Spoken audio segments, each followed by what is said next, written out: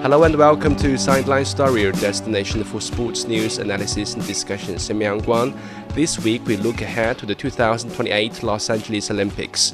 Which emerging talents could shine in LA? What would the landscape of the Olympics look like with the reform measures by the IOC? For this conversation, I'm joined here with my fantastic co-hosts Tian Yu and Brandon Yates. All right, we are now on the road to LA28. Brandon, as we look at this new Olympic cycle, which emerging talents, perhaps some we saw from the recent international or national competitions or those still on the rise, do you believe are poised to become the next household names?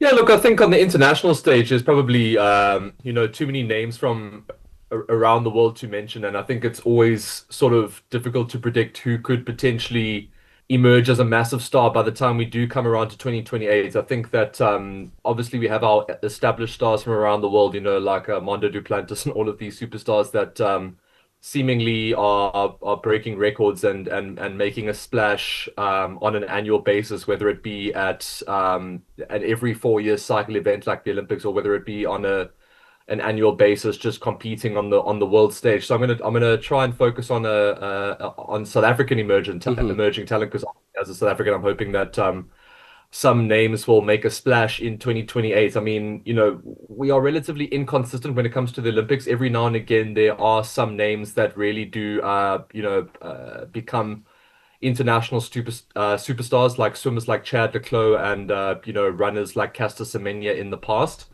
But there are one or two names, sports journalists and, sports governing bodies and that sort of thing in South Africa are keeping an eye on. And most of them are in the track and field scene, which is quite rare for South Africa. We've had one or two track and field stars, but we generally shine in the swimming pools or in rugby sevens, of course, which I still think we should be very strong in going forward. But some of the names that are kind of being touted to be potential stars going forward, in track and field specifically, there is Bayanda Walaza, who is a sprinter, and he's part of a very fast younger South African sprint cohort. Been hitting recent world top 20 times, putting him in medal contention. And yeah, he's part of a South African sprint group that have showed multiple top 20 world marks in 2025, which I think is pretty exciting. Not exactly medal prospects as of yet, but I think with the right development going into 2028, anything is possible. Another name, Sinesipho Dambile, who's a 200-meter sprinter, very consistent performer with top 20 world times for this year. So these are a couple of the names among South Africans building form in 2025, and collectively they definitely show a lot of depth that can convert to finalists or surprise medals.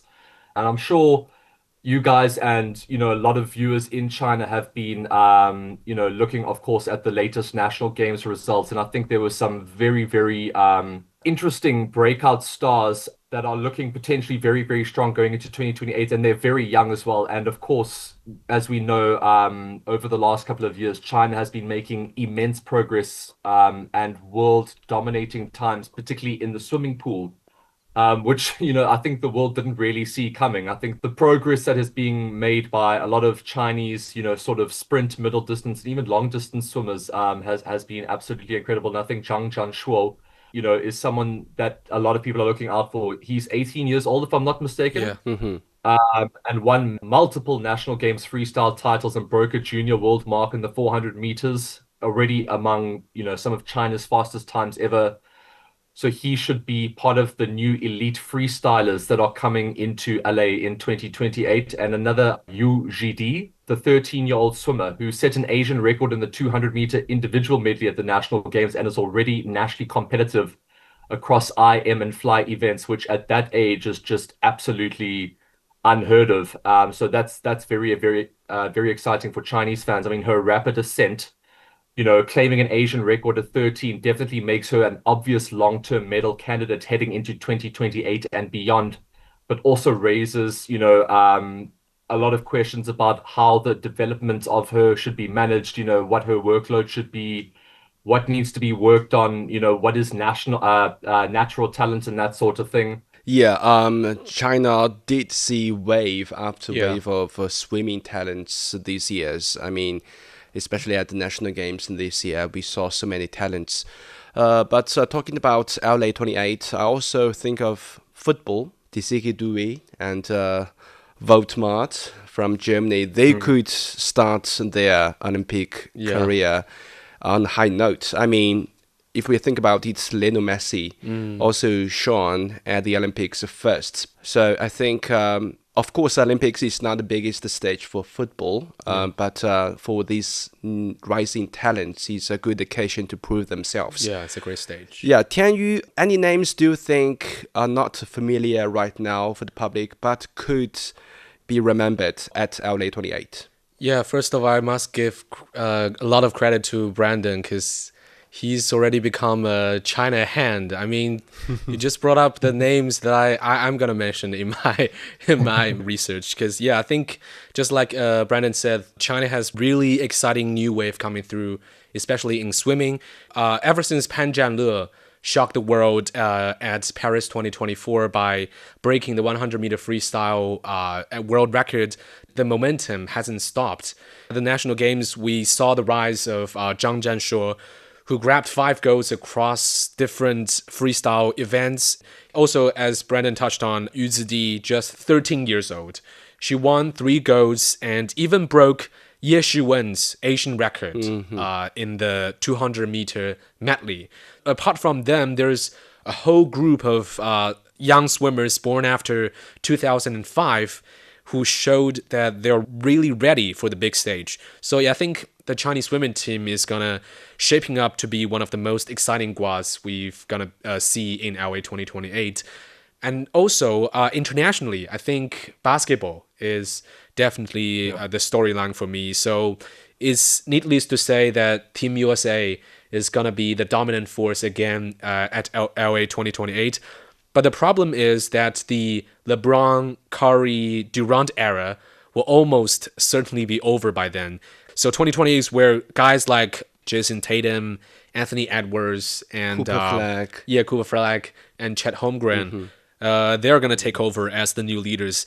And also, at the same time, the international talent pool is catching up so quick because we have got Wembayama, SGA, all of them will be in their primes in 2028. So I think LA 2028 might be the year we really see Team USA tested by international teams like France, Serbia, Germany, and others. From a basketball point of view, it could be one of the most competitive tournaments we've seen in years. Right. Talking about basketball, I don't know if many international audience knows this name, Zhang Ziyu from China. Yeah. But she's also a famous center in China already in women's basketball. She's 2.26 meters tall, even taller than Yao Ming. Just crazy. I think in 3 years, she will be a dominant force in women's basketball and will definitely shine in LA. Yeah. And as you guys just mentioned, Zhang Zhanshuo and Yu Zidi already became household names in China, but I believe in 3 years in LA, they will let the world know their names as well in the swimming pool. I mean, it's incredible if we think about it. Pan Zhanle just emerged at Paris 2024 Olympics. That's just last year. Yeah. And this year, Zhang Zhanshuo beat Pan Zhanle in the pool. I guess from this example, we can see how huge this talent pool is in swimming in China. And Yu Zidi, World Aquatics cited sensation alert in their official social media tweet. Many world-renowned media outlets also zoomed in on her at these national games. We also saw, 12-year-olds, 14-year-olds bagging medals in diving. 15-year-old Ke Qingqing win 3 gold medals in gymnastics. A bunch of teenage skateboarders also delivered fascinating performances at the national games. They could be the jawbreakers in LA in 3 years. Speaking of the national games, it always provides a fascinating sneak peek of the future of Chinese sports trends. As we said before, many Chinese become established stars on the international stage. Yeah. They already made fame at the national games. So Tianyu, if we take a look at this year's national games, which took place in Guangdong, Hong Kong and Macau, beyond Team China's traditional adventurous sports like diving and table tennis, where did you see potential dark horses or surprising strengths of the country that could challenge the world by 2028? Yeah, I think the national games are always a great way to read China's sports trend. And as we talked about, swimming is definitely an area of growth for China. But apart from that, I think sport climbing, despite being a very young sport in China, is growing really fast in the country. Because this year, I think the 16-year-old Zhao Yicheng stole the spotlight in the speed climbing event at the National Games, breaking the Asian record with a 4.72 second run in the semifinals. So for anyone who's not familiar with speed climbing, that's basically flying up a 15-meter wall in the time it takes for most people to blink. So it's crazy. And it wasn't just him. The depth across the whole field was impressive because 3 climbers named Long Jiaoguo, Lin Yongzhi, and Yang Jie all broke the 5-second barrier in the men's event. The top 8 were fast enough to meet the World Championship finals standard from Seoul this year. On the women's side, the competition was just as fierce because with multiple athletes posting times that would have been competitive internationally. So my point is, even though climbing is still developing in China, the talent pool is still is clearly there, and it's really young. If they keep progressing at this speed, I honestly think that sport climbing could be one of the most surprise areas where Team China makes some noise in LA28. Yeah, I would say we might see some breakthroughs in skateboarding because when I traveled across Beijing, for example, in many parks, there are skateboarding grounds already created for teenagers to practice. I think the mass participation is a big proof that this sport is growing very fast in China. Definitely. Before we move on, here's a quick review of the biggest sports headlines in China and around the world for the past week. The swimming competition wrapped up at the National Games of China with a commanding performance from Shandong's Zhang Jianshuo in the men's 1500-meter freestyle. The 18-year-old capped off a remarkable campaign, having already swept the major freestyle events. I performed up to my normal standard, though with slight regret. Having to withdraw from the 400-meter individual medley final prevented me from concluding this national game with a perfect ending. Now it's about staying grounded and recognizing my current level without complacency. In women's individual medley, 13-year-old Yu Zidi from Hebei continued her breakout meet with another gold, adding to a growing list of titles. Liu Qingyi from Henan successfully defended her breaking title at National Games, narrowly defeating Guo Pu from Shandong 2-1. I incorporated some wushu elements and my signature moves into the dance, as I wanted to improve the quality of my moves and bring out the passion of battling. Liu topped the podium at the Hangzhou Asian Games and won bronze at the Paris Olympics.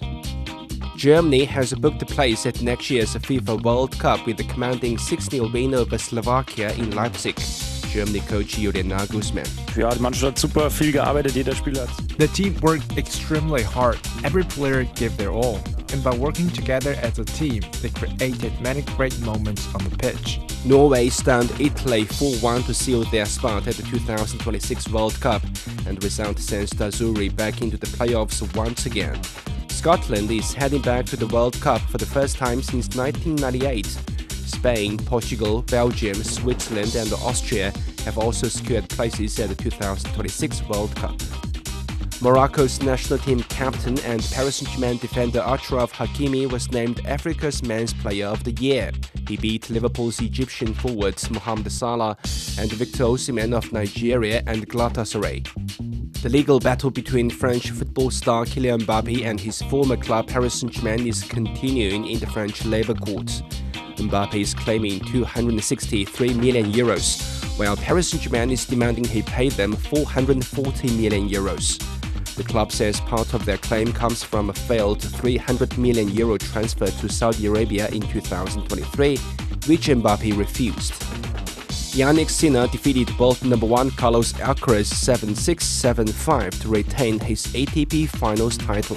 Yeah, amazing feelings, finishing the season here in Turin in front of the home crowd as the last match of the season. It's an amazing feeling. Very emotional, seeing my team there and the whole box, and I'm really, really happy. Sinner's triumph in Turin also earned him a record $5 million in prize money.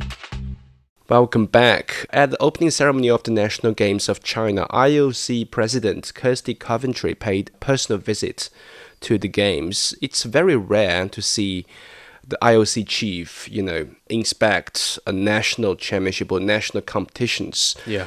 I guess it's related to the LA 2028 Olympics because the sports program of the National Games of China is consistent with that of the Olympics in LA. And also, it's in the similar scale, only the participants all come from China instead of different NOCs. We can see it as a preview of the 2028 Los Angeles Olympics. So Tianyu, what practical lessons or insights do you think the organizers of the LA28 Olympics can take away from an event like China's National Games? Well, yeah, I think the fact that Christine Coventry chose to visit the National Games in person says a lot about how the IOC views China's role heading into the LA 2028, because this wasn't a routine stop. It was her first trip to China since becoming IOC president. Mm-hmm. And she made a point to see the country's biggest multi-sport event up close. Mm-hmm. That alone tells you China is a major reference point when the Olympic movement thinks about standards, operations, and fan culture. For LA 2028, I think her presence there is basically a reminder that China's experience matters, because the national games aren't just a domestic competition. They are a huge testbed for how to run massive events smoothly on a global scale. So Coventry clearly saw that, and she talked about that in the interview about the atmosphere, the organization, and how the event blends culture, sport, and technology at the national games. And that's exactly the kind of integrated experience LA wants to create in 2028. And it doesn't mean LA needs to copy China, but it does mean LA is paying attention to the best practices on display. So overall, I think IOC president's visit says about how the IOC is looking at China's model and learning from it and keeping those connections tight. So Coventry showing up at the National Games is basically her way of saying that China's lessons, resources, and experience are part of the road to LA. Right. Brandon, what does the National Games mean to Los Angeles' preparations for the 2028 Olympics? If we take a look at the fact that Kirsty Coventry paid a personal visit to the Games and also how the Games is organized in China. Yeah, look, I think it's a massive deal, and I think it's a smart move from the IOC and Coventry herself to witness something as major and influential as the National Games is, for one of the biggest and most powerhouse nations when it comes to Olympic sports. I think that what Kirsty Coventry would have seen is that these events are not just, sort of small scale domestic events that nobody's really interested. The whole of China really takes part in the National Games. It garners serious attention around the country. So it is a massive platform. And it's also somewhere where, like I said, talent can really showcase what they do on a sort of pressure cooker level before getting to an Olympic level. And I think that's going to be very important for other emerging sporting nations from around the world to witness, because I think that a lot of talent does emerge from around the world, but they don't necessarily get to compete at a very high level consistently before they get to an event like the Olympics.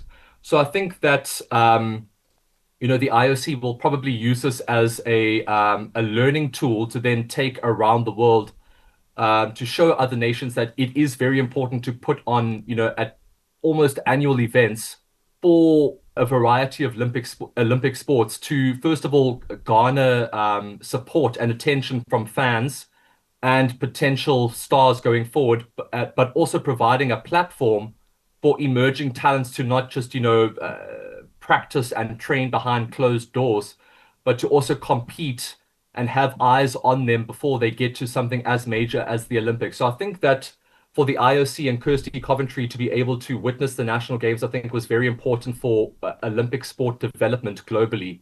I think that will be the biggest takeaway for the IOC in particular is how can we model what China does in terms of, organizational skills for something as big as the national games, which is done, very consistently in China, but also how the rest of the world can put on similar scale events on a regular basis to identify talent that will go on and create an even more competitive Olympic Games on a consistent basis. Now, looking at the broader landscape and picture, the Olympic movement faces, I would say, several challenges, from doping scandals and increasing commercialization to concerns about engaging a younger generation, which is seemingly losing interest in traditional sports.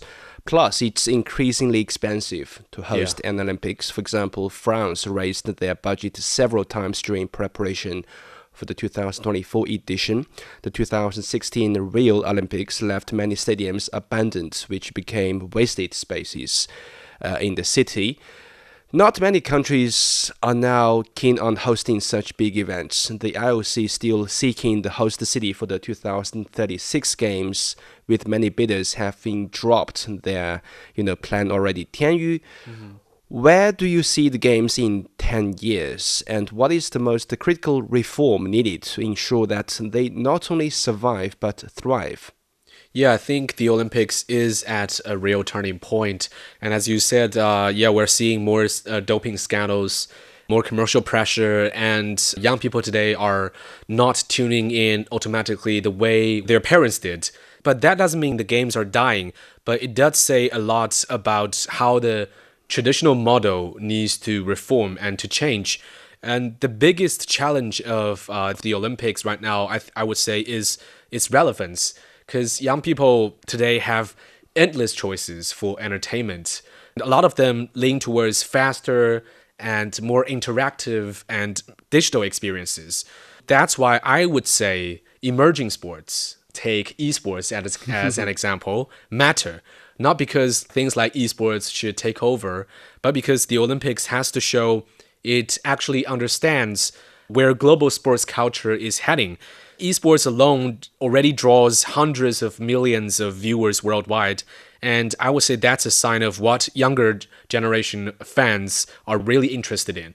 At the same time, the IOC needs to deal with problems that keep hurting its credibility. Like you said, they need to tighten anti-doping work, become more transparent, and simply manage commercialization so that the games don't feel like they're driven only by sponsors. So yes, I do think major reforms are needed, and the Olympics has to modernize while also protecting its core values. So they have to find a balance between tradition and new energy. And I think if they can do that, they will stay meaningful and for the next generation instead of being left behind. Right. I would say social media or digital media, basically how you get information nowadays, kind of undermining the Olympics, not only the Olympics, but also the sports as a whole. I mean, like 30, 40 years ago, many families would gather in front of one TV to look at how Team China won the women's volleyball Olympic gold medal, and it's very inspiring. But now it's just one post on your phone. Yeah. Team USA won the basketball Olympics gold again. It's just a simple sentence on your phone. Yeah. Maybe some fans would look back at the recap and some highlights of the games, but I would say small proportion of fans would now just stay on the TV and look at the games live. Yeah, that's a real crisis for the events like the Olympics. Brandon, any suggestions from your side of things? Yeah, look, I think there's, a couple of things that need to be looked at. And I think there are some potential, threat seems like a bit of a strong word, but I definitely think there's some strong, maybe distractions or things that need to be looked at in terms of what might be removing certain viewers from the Olympics that we may have seen from the past that would have just automatically watched something as major as the Olympic Games. Look, I don't think going forward the Olympics is ever going to struggle for worldwide viewership. I think that no matter what changes are made to, viewership styles or any, sort of viewing trends that may be changing, whether it comes to, clips and gaming and short format and, I don't think that's going to take away from Olympic viewership going forward. It might change the way that people engage with the Olympics as, like you guys have mentioned, traditionally people would gather around the TV with their entire family and watch certain events or, the opening and closing ceremony and that sort of thing, like as a family unit. I think entertainment viewership as well as sports viewership, I think, has become a lot more personalized.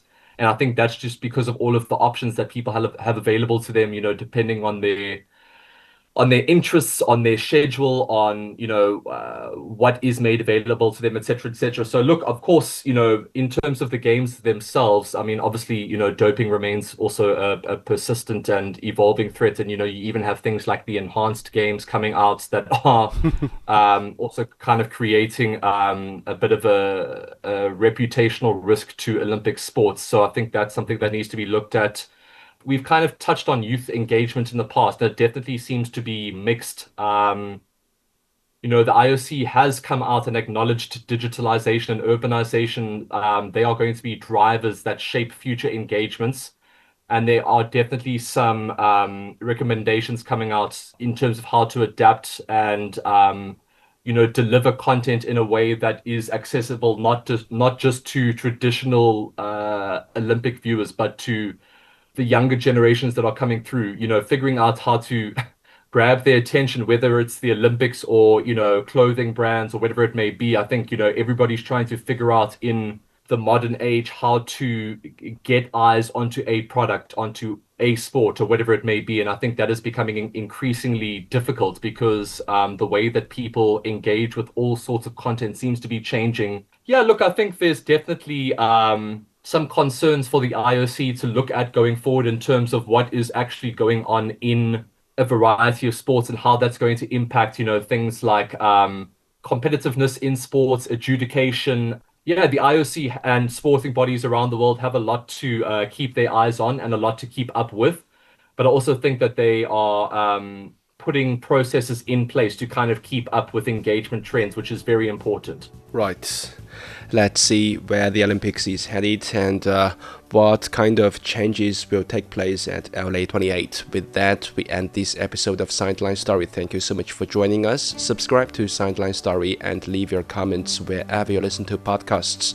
For more information, you can also check our website at radio.cgtn.com.